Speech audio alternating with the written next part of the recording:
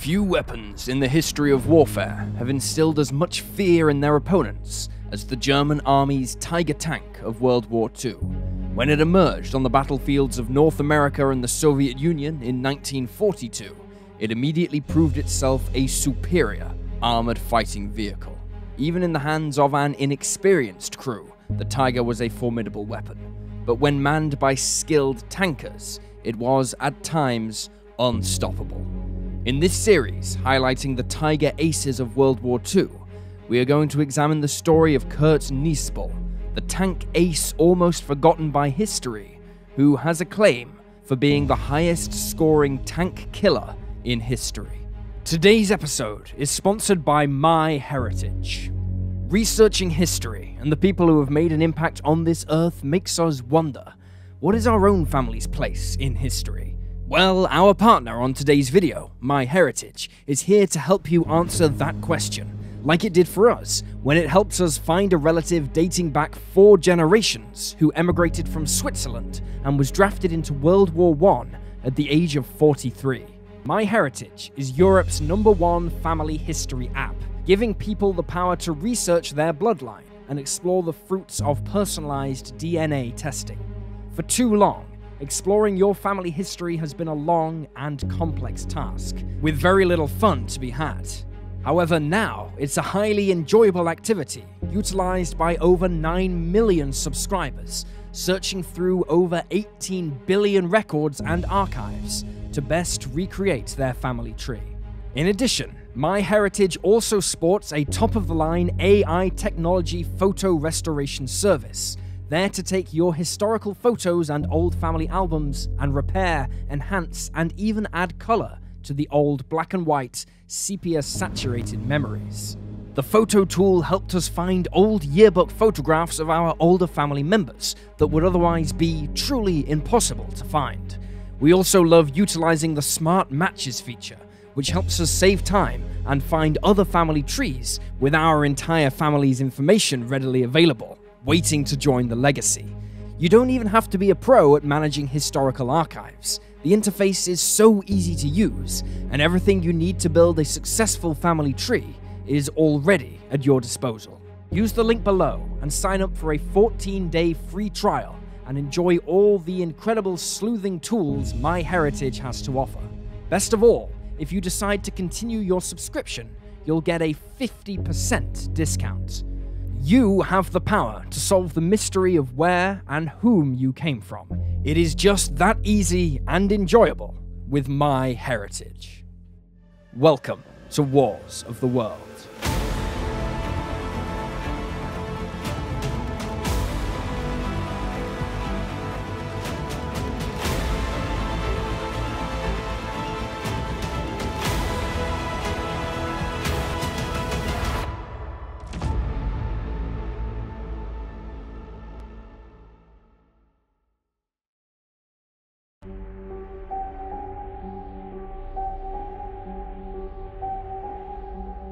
The story of Knispel is intrinsically tied to that of Germany's march to war in 1939.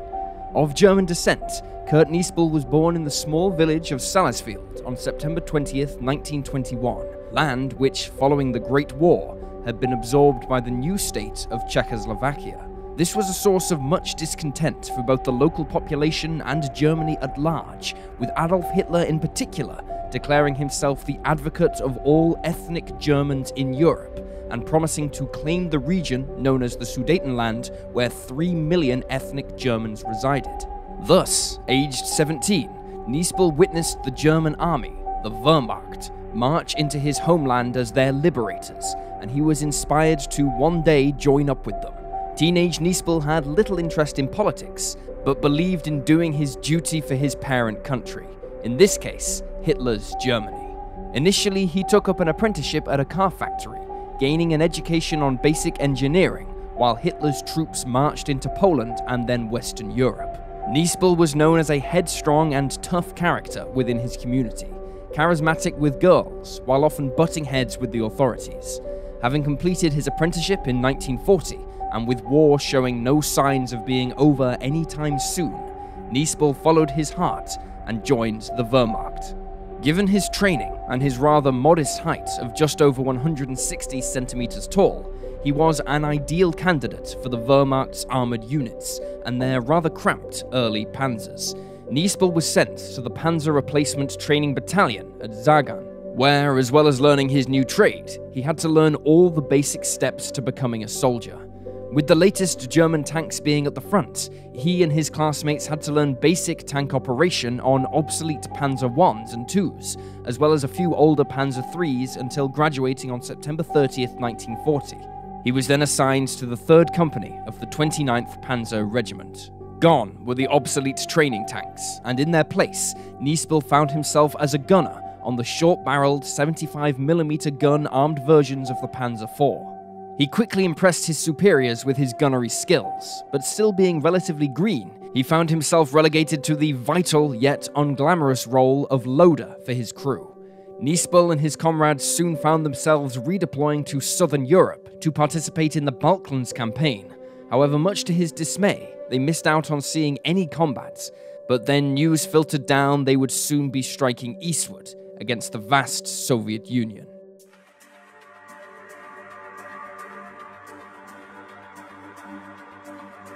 At approximately 215 hours on the morning of Sunday, June 22nd, Knispel was awoken from his bunk near the shared German-Soviet border and told that Operation Barbarossa, the invasion of the Soviet Union, was about to begin. Knispel and his comrades were eager for action, and with the German army proving almost unstoppable, they expected the invasion to be over by Christmas. Charging over the border with his crew, Knispel's first taste of combat came that afternoon, when he loaded shells into his Panzer IV's 75mm gun, which were then fired onto Soviet troops hunkered down in a nearby village. Over the coming days, Knispel and his comrades advanced towards Minsk, enjoying consistent success despite a few close calls, including his Panzer IV taking several hits from Soviet tanks. Having grown up in the Sudetenland, Knispel had learned some rudimentary Russian, and this helped his superiors when dealing with the local population. In August of 1941, Knispel's division was transferred to the Northern Front, and on August 25th, while operating south of Leningrad, the vehicle's gunner was hit during their first encounter with the legendary Soviet T-34. Knispel immediately took his place and trained his Panzer's gun on a T-34 that had appeared as if from nowhere, knocking it out with a superbly aimed shot.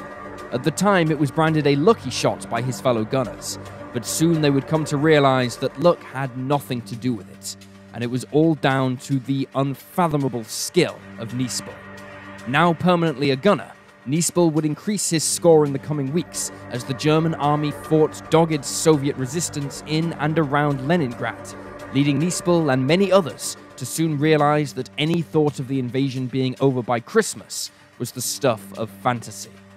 As his experience grew, his senses became highly tuned to locating the enemy, having an almost clairvoyant ability to spot camouflaged tanks or movement in the night, one time destroying a T-34 after spotting the faint glow from a crew member's lit cigarette.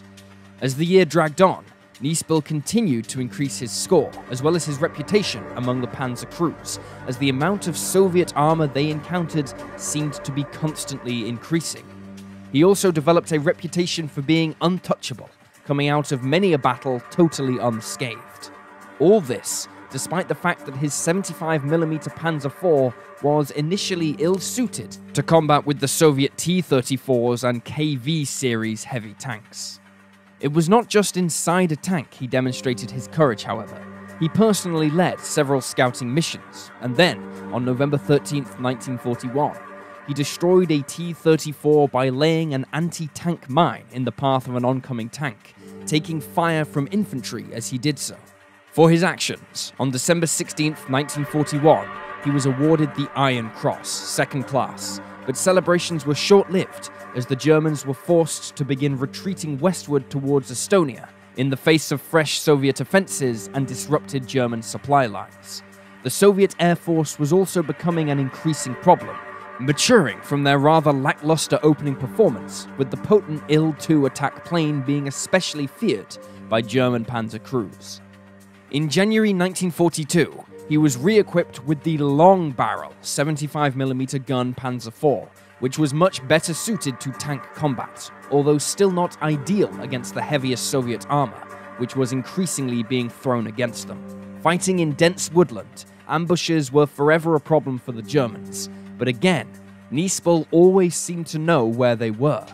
During one fight, when his tank was knocked out, Knispel and his crew scrambled to nearby panzers, and briefly, he commanded one of them for the first time.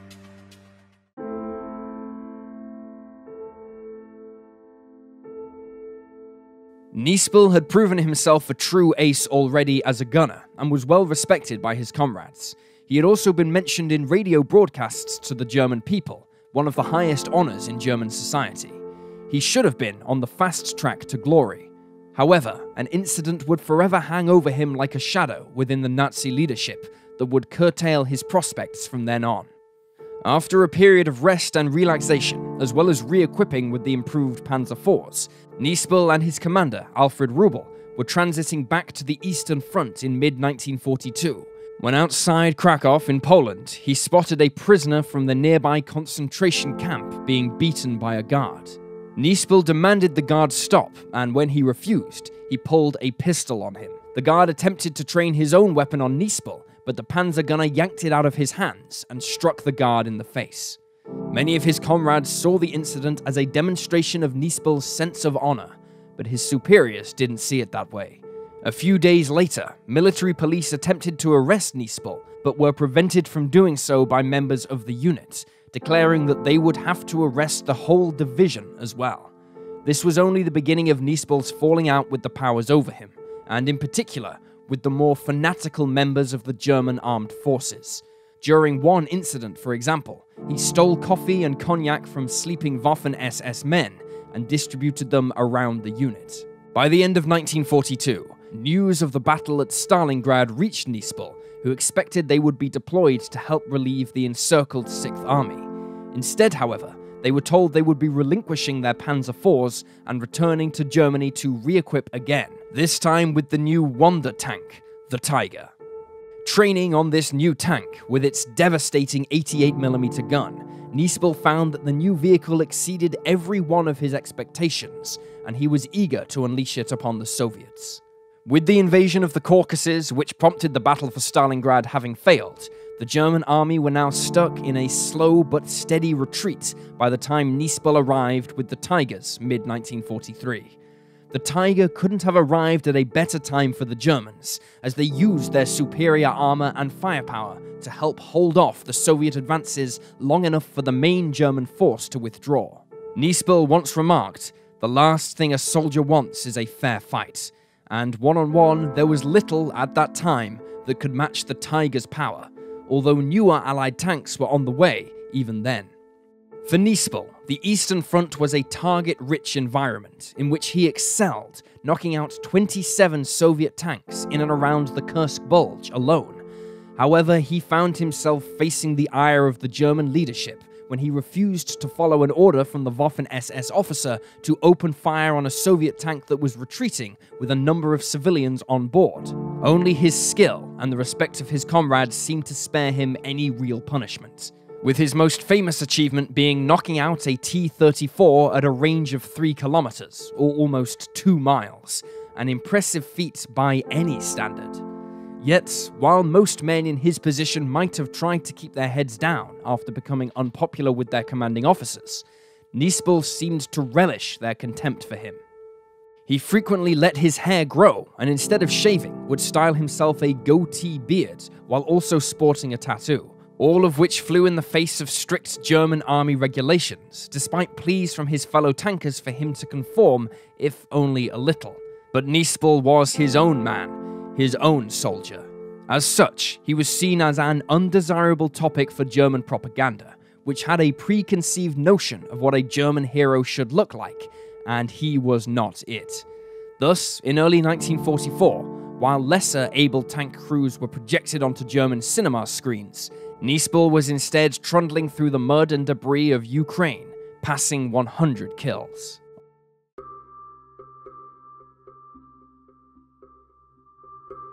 On May of 1944, Knispel's unit was withdrawn from the Eastern Front again and sent to Ohrdruf training camp.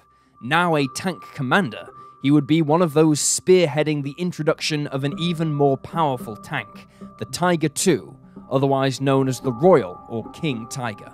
On paper, this new armoured fighting machine looked set to turn Germany's fortunes around on the battlefield in the east. It was even better protected than its predecessor tank, with thick, sloping armour, and equipped with an improved version of the 88mm gun. Less than a month after arriving at Hors d'oeuvre, news came in that the Western Allies had successfully established a beachhead in Normandy, and the new Tigers were needed to push them back into the sea. Fighting in the West in 1944 was totally different to the fighting he had done thus far, and Knispel had to contend with overwhelming Allied air superiority, making moving around the countryside in daylight almost suicidal, even for the formidably armoured King Tigers. Within 2 months of deployment to the West, not even Knispel's skills could save his battalion from almost total destruction, losing all their brand new tanks. Being re-equipped again in September, Knispel returned to the Eastern Front, where the situation was no better. Nevertheless, he threw himself into his duty, and was, as always, in the thick of the fighting. It was here that the King Tiger's greatest weakness was exposed, that being its lack of mobility. It was so large and heavy that it often couldn't cross small bridges, traverse narrow roads, or keep up with the main German force retreating westward in the chaos of the Third Reich's final days. As if the sheer scale of the Soviet forces were not enough, they were now also fielding the heavy Stalin tanks that could match the King Tiger in combat, while, just as in the West, the sky was at times seemingly blackened by Soviet fighter bombers hunting German armor. On April 28, 1945, Knispel and his crew were engaged in combat with Soviet forces in central Czechoslovakia, the land in which he was born. On that day, he destroyed a Soviet tank, bringing his tally to 168 kills. Knispel's tank was soon damaged by Soviet self-propelled guns, forcing him to abandon it. He was aided out of the hatch by the commander of another King Tiger, who was killed in the process by a Soviet sniper. Knispel took command of his dead comrade's tank, but this too was soon knocked out by superior Soviet forces, causing the tankmen to abandon their vehicles. During their retreat, mortars began landing on their position, and Knispel was seriously wounded, although with help he was able to make it to a nearby German field hospital, but there was little the German doctors could do for him, and he died a few hours later. Just 10 days after that, the war in Europe ended. Knispel's final tally is contested by many historians, based on testimony of the men who fought with him. Many claim the score is significantly higher, because Knispel would only count vehicles he knew for certain were destroyed, and that many more were likely taken out of the fight that he didn't account for. Another factor that is often considered is that, as a leader, Knispel liked to inspire his less experienced men by weakening an enemy and then affording them the kill shot. If these factors are taken into consideration, then his real tally of total kills or shared kills is actually much closer to 200, making him the greatest tank ace in history. And there you have the tale of Kurt Knispel. Please leave a comment down below with your own thoughts and reactions, and remember to like this video and subscribe to support the channel. Thank you for watching, and I'll see you next time.